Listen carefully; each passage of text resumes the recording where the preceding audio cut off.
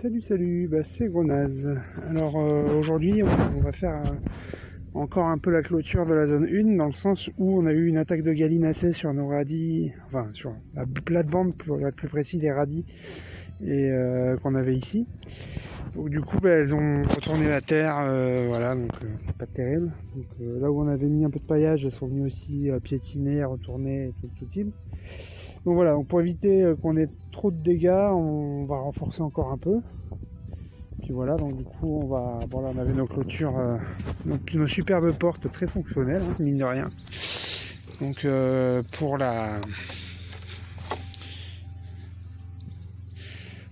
qui s'accroche à la haie morte. Et du coup on va continuer un petit peu à voir la haie morte. Alors pas forcément une haie morte parce qu'on n'a plus spécialement de bois coupé puisque là c'est la période de nidification. Mais du coup on avait juste mis un petit grillage tout pourri là qu'on avait et elle passe par dessus, donc ce qui est normal, hein, voilà. Mais bon, là elles ont compris comment ça marchait, donc il va falloir qu'on soit un peu plus drastique. Du coup on avait encore quelques palettes dans le fond du jardin. Donc du coup on les a sortis et puis bah, on va essayer de le transformer un petit peu de manière à faire une clôture pour remplacer le petit grillage tout pourri.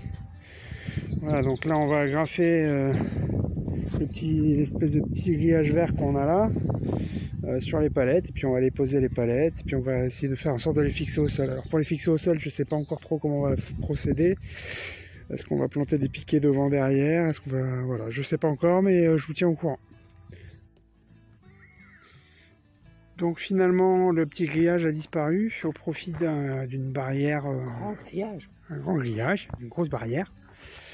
Donc du coup bah voilà, ça fera un peu d'ombre à nos pommes de terre, donc j'espère qu'elles n'en souffriront pas, mais en même temps c'est beaucoup de petites maillons de grillage, donc ça fera une ombre portée un peu plus faible, mais je pense pas que ça dérange plus que ça.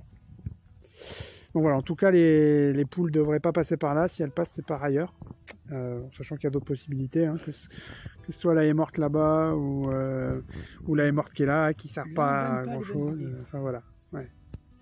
Donc voilà, bon sinon on a fait aussi la mangeoire et l'abreuvoir. Donc ok, on voit là l'abreuvoir et la mangeoire. Donc d'abord on va vous montrer bon la mangeoire. Bah, c'est tout simplement un abat-jour d'une ancienne lampe. Avec son support pour mettre l'ampoule. Ouais, pour mettre l'ampoule qui est en blanc, qu'on a un peu tordu avec des pinces. On a changé de côté aussi. On a changé de côté, voilà. En dessous c'est un frisbee. Tout simplement de la des jeux machin. De toute façon c'est privatisé, donc on peut s'en servir. Donc du coup il y a aussi faudra qu'on trouve un petit système pour bah, si jamais il pleut en fait, ça peut être pas mal. Notamment sur un petit auvent ou quelque chose pour couvrir la nourriture quand même si jamais il se met à pleuvoir. Donc là niveau hauteur, je pense qu'il y a 30-40 cm de hauteur, donc les poules devraient pouvoir manger, et puis par contre les petits rongeurs ne devraient pas pouvoir y accéder. Voilà, bon après les petits rongeurs sont très doués, donc on sait jamais, on verra bien à l'expérience. Pour l'abreuvoir, bah, on a utilisé un système, on avait une vieille bonbonne qu'on a récupérée qui était déjà là, dans le garage là, donc du coup bah, on l'a rempli d'eau, on a mis le tiers d'eau de la bonbonne. On l'a attaché au poulailler avec un tendeur et puis on a mis un petit bac en haut, un petit bac en bas tout simplement. Donc c'est juste la quantité d'air qui est à l'intérieur ne changera pas tant qu'on n'aura pas atteint le niveau de la surface là. Donc après c'est des systèmes d'hydrodynamique, j'y connais rien. Enfin j'ai pas fait d'études très poussées sur le sujet, un petit peu mais pas trop. Donc du coup voilà, mais on avait testé et on a vu que ça marchait. Donc du coup bah on l'a fait et puis bah ça a l'air de marcher ma foi, donc pourvu que ça dure. C'est ça. Donc là on peut peut-être faire une mini démo vite fait, si tu soulèves vite fait l'abreuvoir pour montrer un petit peu l'appel d'air que ça fait.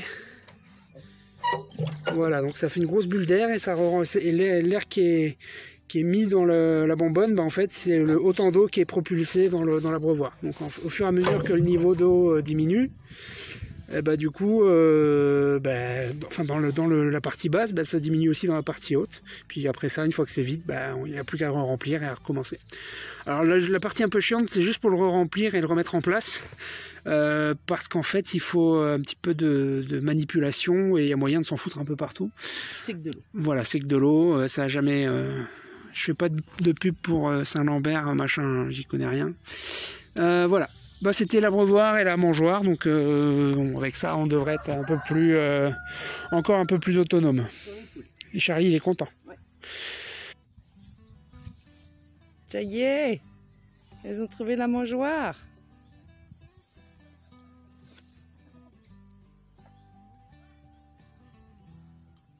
Ouais, c'est notre téméraire.